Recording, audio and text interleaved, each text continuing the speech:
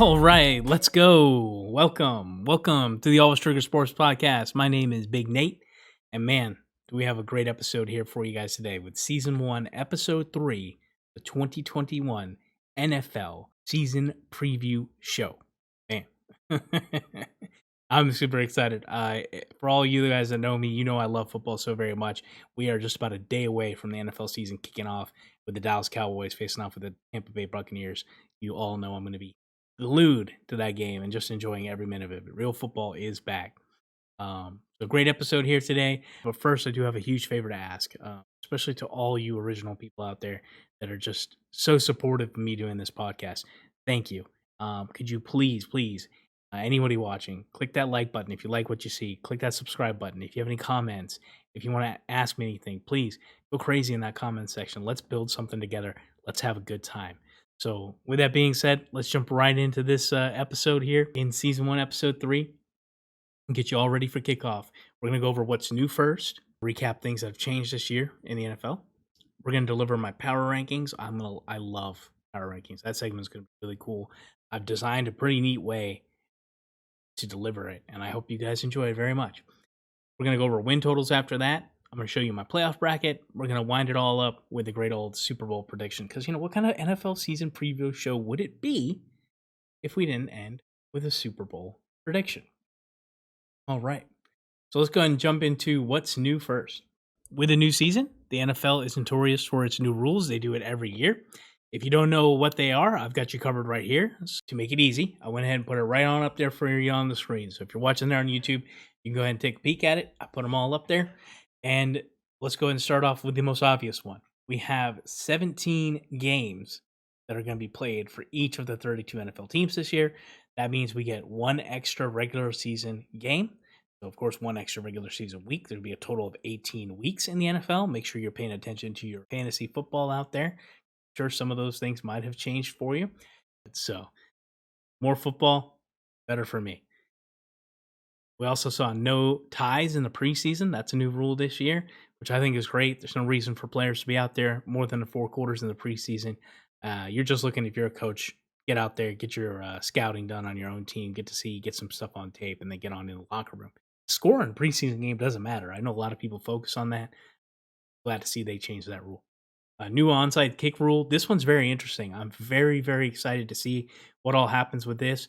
Basically, what they changed is only now 9 players. There used to be no maximum, but now there's only 9 players that are allowed to be in the 15 yards that are closest to the kick. So that's going to make it essentially easier for receiving teams to, get possession of an onside kick. Well, I don't remember seeing this in the preseason. I'm sure it probably happened maybe once or twice, but I don't remember seeing it. Nonetheless, I'm excited to see what it looks like in the regular season when the real bullets are flying, when you have the best hands teams out there to see if that actually works, because we do know that the kicking game in the NFL is pretty boring with the new rule changes. So this is a cool rule, and we'll see how it plays out. Loss of down on a second forward pass. I mean, that's so dang rare anyway. I doubt that's really going to have too much of an impact. That should always be a loss of down anyhow. I'm cool with that. I don't think we'll really see it much. And then the big news is new numbers. So what you see a lot of there is the position groups, the skill groups, the running backs, the tight ends, the wide receivers, the defensive backs, the linebackers. They get those single digits. So you're seeing a lot of guys switch to their college numbers. I think it's super exciting. I know Tom Brady doesn't like it. Too bad, too sad. I think it's awesome. Go out there, get your jerseys. It is weird seeing a guy like Jalen Smith wearing number 9, but at the end of the day, whatever guys want to do, they want to buy it out and switch their jerseys around, have at it. I think it's awesome. I think it's pretty neat. So, all right, so that's how the NFL rules are a little different here going into 2021. So, real quick, how do the teams look going into 2021? I'm going to go ahead and give you guys a quick recap. It'll be super quick here. If you weren't paying attention in the offseason, man, did a bunch of quarterbacks get either drafted or moved around. So in a nutshell, we had 5 quarterbacks come off in the draft in April. Trevor Lawrence, Zach Wilson, Trey Lance, Justin Fields, and Mac Jones. We had Matthew Stafford and Jared Goff basically swapped places between the Rams and the Lions. That's an amazing trade that happened there. We had Sam Bradford going to Carolina, so he got moved, and that moved Teddy Bridgewater to Denver, where he got the starting nod a lot. We had Andy Dalton get moved from the Cowboys to the Bears, so he's actually going to be starting in front of Justin Fields. I thought Cam Newton was going to be starting in front of Mac Jones, but Cam Newton has now found himself in free agency. He does not have a team. He is not on New England anymore. We have Carson Wentz taking over the role that Phillip Rivers left there in Indianapolis. And we have Jalen Hurts officially beginning his for real official reign as a starter in Philadelphia. I wish him the best. I know they picked up Gardner Minshew as well, and they had Joe Flacco, I believe, still there. And it's just going to be interesting to see what comes out with the Philly this year. But we're going to get into more of the nitty gritty here in my next segment, the power ranking. So that, in a nutshell, is kind of what happened with all the teams. Basically, if you didn't have a quarterback last year, you probably do now. So that's kind of what it looks like. And we're going to go ahead and jump right on over to power rankings. All right, let's get right on into these power rankings. Man, I am so excited. This is the steak, y'all. This is the best part of the whole show right here. The power rankings. So basically, in a nutshell, guys, it's one of my favorite things to look at. I love power rankings. I go to all the websites, check them out, and basically, the way I saw it is, I don't agree with most of them anyway. So why not make my own? You damn right. If I have my own podcast, I'm gonna have my own power rankings. So basically, this is gonna be really neat. We're gonna go from 32 to 1. I'm gonna go ahead and give you all the teams and how I have them ranked from 32 all the way up to 1. We're going to do it in 3 different groupings. So I have a pretty neat way of presenting this to you guys. We're going to go ahead and jump right into the first group here, which is the group of the teams that are ranked 32 all the way up to team 21. And so for me, this group is teams that personally lack that real Super Bowl type of contender vibe. A lot of them, if not all of them, are going to miss the playoffs. So let's go ahead and bring them right onto the screen here. As you can see, we have the Lions at 32, Texans, Eagles, Jets, Jaguars, Falcons, Giants, Broncos, Panthers, Bengals, Vikings, and I'm sure 21 is pretty much a surprise to a lot of people. The Saints. I have them a little bit lower than a lot of the people out there. And I guess we can go ahead and start talking about the Saints first. Obviously, Drew Brees is gone. That, to me, is a huge loss because Drew Brees is an awesome quarterback. And I love Sean Payton. I think he's amazing. I think Jameis Winston can do very well. And I can see the Saints moving up. I can see a lot of these teams in the upper 20s easily moving up. Even the teams like the Falcons or the Jaguars, I could see them moving up. Now, obviously, you look at the bottom of this list, teams 30 to 32. The Eagles, Texans, and Lions. These are teams that are just really lacking when it comes to roster right now. They're really in it for not this year. So if these teams move up, that's fine and dandy, obviously, but I don't expect them to move very much up from where they are now. I would imagine those teams very much at the end of the year are going to be right where they are right now. So that's the first group. Obviously, didn't want to spend too much time on this group. I'd love for y'all to go read the article. I'm going to put the link in the description below where you can go ahead and read everything about all the teams. And let's go ahead and move right on up to the next group. So the next group, I'm going to introduce them one at a time, but we're not going to go over anything in too much depth. But we've got teams 20 all the way up to team rank number 7. And we'll go ahead and start with number 20, the San Francisco 49ers. At number 19, the Chicago Bears. At number 18, the Las Vegas Raiders. At number 17, the New England Patriots. At number 16, the Los Angeles Chargers. 15, the Washington Football Team. 14, the Dallas Cowboys. 13, the Indianapolis Colts. 12, the Miami Dolphins. And my team ranked number 11 is the Pittsburgh Steelers. So these teams, obviously, guys, not rocket science here. There are 32 teams in the NFL. 7 from each conference make it to the playoffs. So that's a total of 14 teams. So you would expect a majority of these teams not to make it to the playoffs, which is scary because a lot of these teams have coaches that are really, really good, and it's going to be a very sore spot when their owners look at them and say, "Hey, man, they missed the playoffs." So you look at teams like the Steelers with Mike Tomlin. You look at Mike Flores for the Dolphins, Frank Wright for the Colts, Ron Rivera for Washington. I really like what Washington's building there. I could easily see any of those teams, by the way, moving right on up into the top 10. That's not out of the realm of possibility. A lot of people are really high on the Los Angeles Chargers. I like them, obviously ranked 16. And this team, to be honest with you, they can go any direction. I can see the Chargers going up. I can see the Chargers going down. Patriots, I really like what they got going on with Mac Jones. The Raiders, man, that's going to be fun. They're opening their new stadium. I'm going to really enjoy watching and seeing what they got going on there. And man, Waller is a beast, y'all. He don't play. That's a big boy right there. Chicago Bears, can't wait till Justin Fields gets on the field. That'd be awesome. Same thing with Trey Lance with the 49ers. So easily those teams, the Bears and 49ers, could be very volatile teams. They could go way up, they could go way down. And that's simply because they got those young quarterbacks. And it's all going to be determined by when those two quarterbacks actually make it on the field and how they look, obviously. So I'm super excited to see how these teams pan out. Obviously, my favorite team, the Dallas Cowboys, and what are they going to look like? And we get to find out very, very soon, their first game. And I'll have my videos out for that soon, guys. I know, John, you're going to like seeing that. I'm going to have my keys to the game. That video is going to be coming out soon, as well as my expectations for the Cowboys and what my biggest concerns are for the Cowboys. So look forward to those videos, guys. If I could please here, before we get into the top 10, I'm going to ask you guys one favor. If you have your favorite team and you disagree, or if you agree with my list so far, or if you want to pick any of the other teams and have any comments to add, please comment in the comment section below. Tell me, who is your favorite team? Where do you think they belong? I'd love to know. Let's go ahead and start a conversation, and I'll try to interact with you guys. All right, it's for real now. It's for real. It's getting real now. So where are we going to have them stacked up? We're going to go right on into the last grouping here, and this is going to be the group of the top 10 teams in the NFL. So who does Big Nate think are the top 10 teams in the NFL heading into week 1 of the 2021 NFL season? Let's go ahead and start off with number 10, the Seattle Seahawks. What else can you say other than Russell Wilson? I mean, when that guy is protected, and I'm glad they made up him in Seattle, by the way.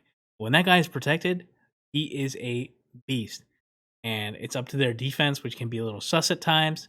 But when you have Pete Carroll and you have Russell Wilson and you got DK Metcalf and Tyler Lockett, they can be a problem for a lot of people, and they always will be. They always fight hard. Now, the thing with them is they're in a tough division. So it's kind of why I want to be a little bit on the fence with them, because I don't know. I don't think they're going to win the division, but a powerful team nonetheless. All right, let's go ahead and move on to number 9. Number 9 is the Arizona Cardinals. Y'all better watch out for these Cardinals. This is a sneaky team. I honestly think the Cardinals are going to surprise a lot of people this year.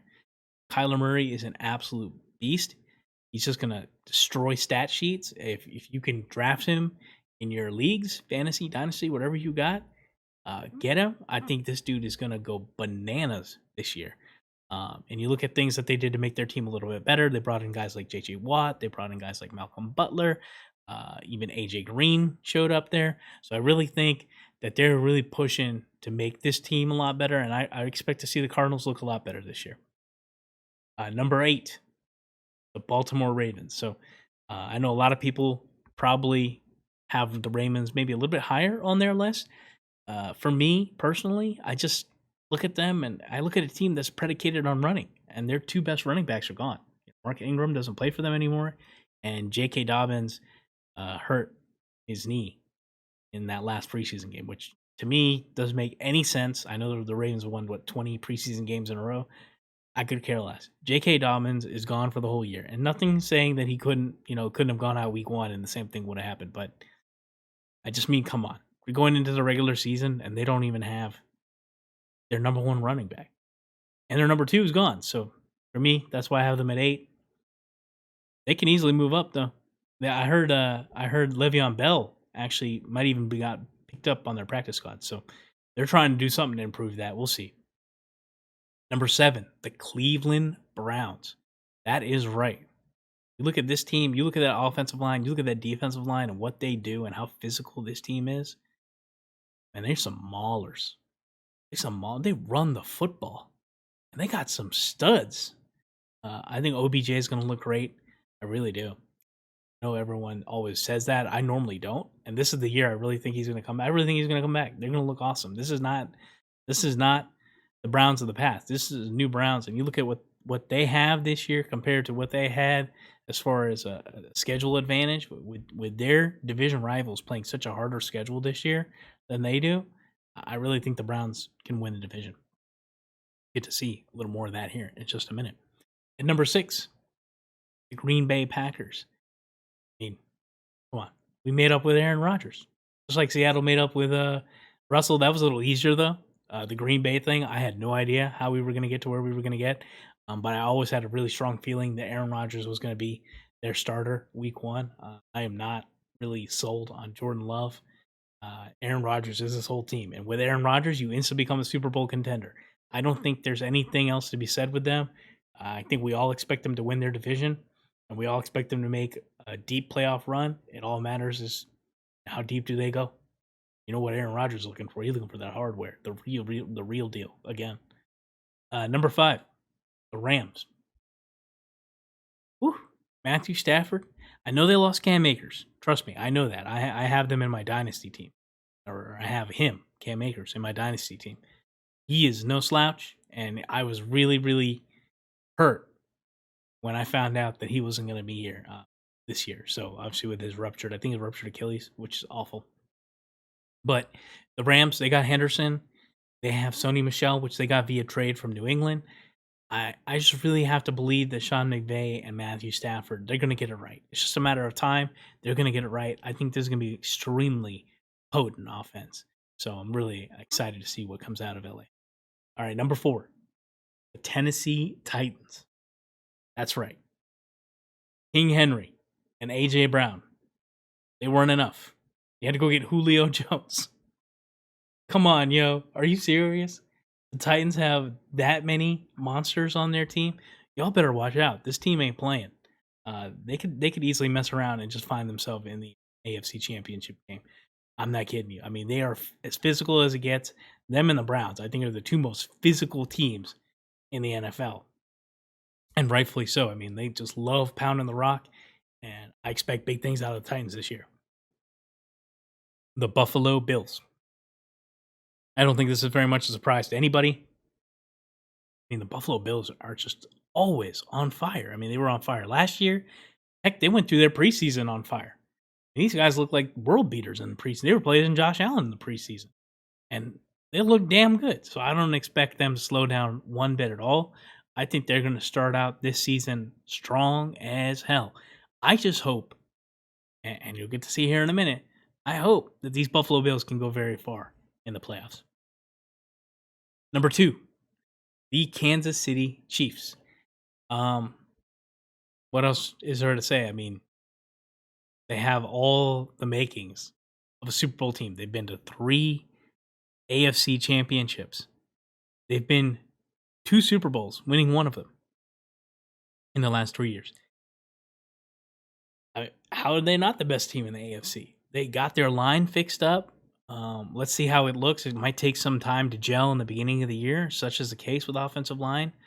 Offensive linemen, you have to communicate. They have to understand what their blocking scheme is, and they have to know like when to pass off blocks and how to react when defenders do different things. So that's going to take some time, but same thing with the Rams and Sean McVay and Matthew Stafford. It's not a question really for me if it's going to work. It's just a matter of time. So same thing with the Chiefs O-line, and I think they're going to win a ton of games, and I think they're the best team in the AFC hands down. All right, and my number 1 team, the number 1 team in the power rankings here, no surprise, Tampa Bay Buccaneers. Yeah, I know. I'm not too difficult here. This is Always Trigger Sports Podcast, and we do things right here. If you want to be the champ, then you have to beat the champ. I cannot give it to the Chiefs. Tom Brady says they're better. They brought back every single one of their 22 starters. If Tom Brady says they're better, they're better. I'm gonna go with it. There's gonna have to be something that happens to the Buccaneers to make me take them off that number one spot. Until then, they sit rightfully where they belong as the kings of the power rankings. So that concludes my power rankings, guys. 1 through 32, where I think all these teams stand going into week one. If you, like I said, if you have those comments, questions, go ahead and fire them away. I want to know. Tell me, who did I put too high? Who did I put differently? Does your top 10 look different than mine? Please let me know. Okay, so I'm sure you've seen them everywhere else. But things like your famous betting sites, like your FanDuels and all that. And I've made some bets on my own on the side. But I went ahead and decided to take every single team and kind of list them out by division as far as what I thought their win totals were going to be. So just to show you guys this before we jump over to how I kind of see the season playing out, I got something neat I'm going to show you next after this. But let's go ahead and look at those projected win totals real quick for all 32 teams. So there you have it. We have the Dallas Cowboys. I'll go and start with them, NFC East. I have them projected to win about 9 games. This is kind of like a over-under kind of thing. This is about where I have them. About this many games is kind of what this is. So Washington, I have them at 8. The Giants right at 6. Eagles at 5. We'll go ahead and go to the AFC East. I've got the Bills at 12. Patriots at 9. Dolphins at 8. And the Jets at 6. The NFC North, I've got the Packers at 13. Bears at 8. The Vikings at 6. The Lions at 4. I'm sure that probably catches some people's ears because a lot of people may have the Vikings over the Bears. But I think the Bears are going to win some more games than the Vikings this year. And again, I'm really looking for Justin Fields to get out there. I really want to see what he looks like. And I think they're going to be a good team. I really do. We've got the AFC North with the Browns at 12. The Ravens at 11. Steelers at 9. And the Bengals at 5. As you can tell, the top of the AFC North is just jam-packed. It's like a freaking... It's like rush hour. They're back to back to back. They're all right next to each other. So, in all honesty, you can slice it any way you want to. As you can see, I think the Browns are going to win the most games in this division, but not by very much. If you put any of those 3 teams in any order, I can't tell you you're wrong because, in all honesty, it can honestly turn out all ways. So, we'll go and move over to the NFC South. Get the Buccaneers at 13. That's pretty easy. I think they're shoo-in to win their division. Saints at 8. Panthers at 7, Falcons at 6. We'll go ahead and move over to the AFC South. We've got the Titans at 12, Colts at 9, Jacksonville Jaguars at 6, and the Texans at 5. All right, and we'll go ahead and move right along here to the NFC West. We've got the Rams at 12, Cardinals at 10. As you can see, I'm very big on the Cardinals this year. The Seahawks at 9, and San Fran at 7. So I'm a little lower, I believe, on San Fran than a lot of people. And then in the AFC West, we have Kansas City at 13. Chargers at 9, the Raiders at 8, and the Broncos at 6. That kind of rounds up where I project all these teams to kind of end up as far as their overall wins. So, if you guys don't know about this, I found a website. I just Googled it, but Playoff Predictor. And what is it? PlayoffPredictor.com? Yeah, PlayoffPredictors.com/football/NFL. So, don't know if that's the for real full URL. As you can see, it's up there right now. But I'm going to go ahead and bring this up. And we're going to take a peek at kind of what I saw when I looked at the whole season and what I predicted we would end up looking at when this whole thing is said and done. So let's go ahead and make this full screen for you guys. I think everything's on there. You can see it. So this is kind of how I have the divisions playing out. In the NFC, we have the Packers winning the NFC North pretty easily.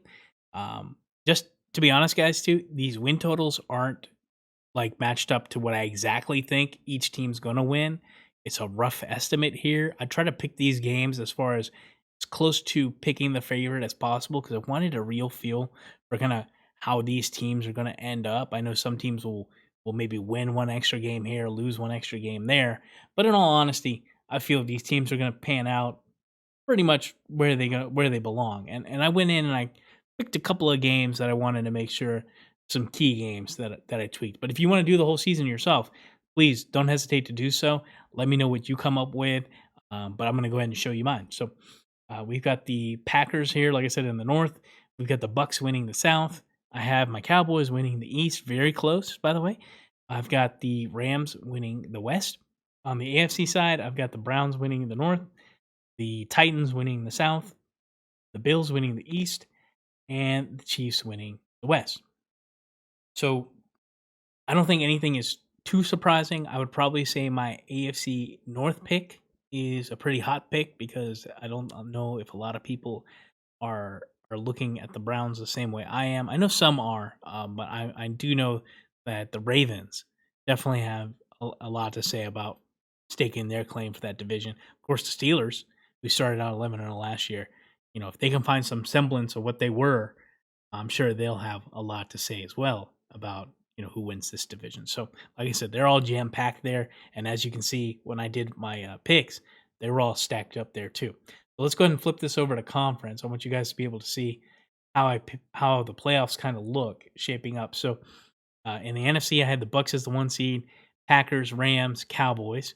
Then the wild cards, I had Cardinals, Seahawks, and the football team. So I actually think the Washington football team has a very good chance of making it. Teams that barely missed there in the NFC, I think the 49ers are close, the Bears are close, maybe even the Giants, Panthers, Saints. So, any of these teams, they'll be in the fight toward the end of the year. On the AFC side, we have the Chiefs with the 1 seed, the Bills 2, Titans, Browns. So those are your divisional winners. We have the Ravens, Dolphins, and Steelers making in on this one for the wild card. So I got the Colts right on the outside looking in. I'll tell you something, guys. The AFC is such tough conference. One of these teams that doesn't make it, the Colts, Patriots, Chargers, any of these first few teams in the AFC that don't make it, I don't think it's going to be uncommon to see them to have at least 10 wins on their resume this year. So, especially with the extra game, the AFC is a heavyweight fight, and you got to bring it. And it's going to be interesting to see how this kind of plays out. So, with my playoff bracket, the way I had it looking here, we'll go to Super Bowl. You can see the whole bracket. So I had the Chiefs and the Bucks with the first week off. I had the Browns and Ravens playing in the wild card, the Browns winning.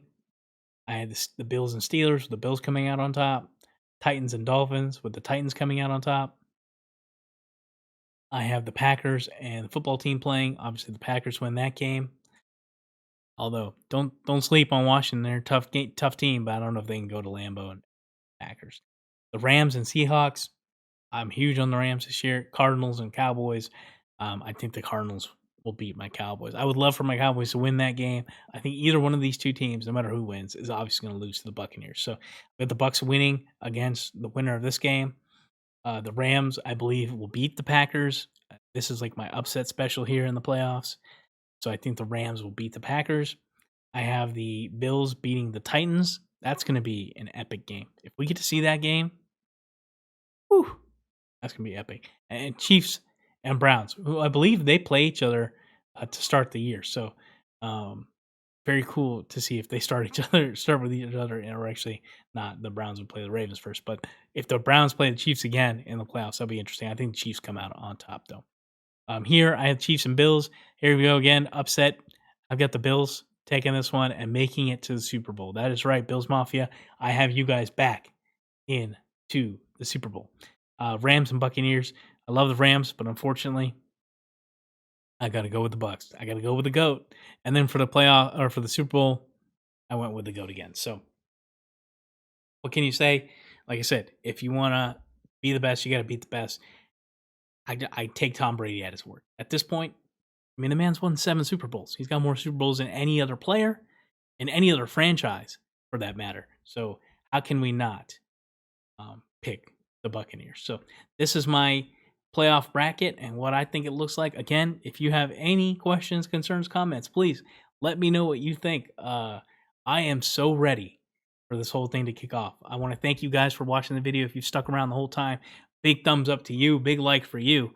If you could do the same for me, I would appreciate it if you like the content. I'm going to be making more. I will see you guys here on the next one. Thank you so much for having fun and hanging out with the Always Trigger Sports Podcast. Peace.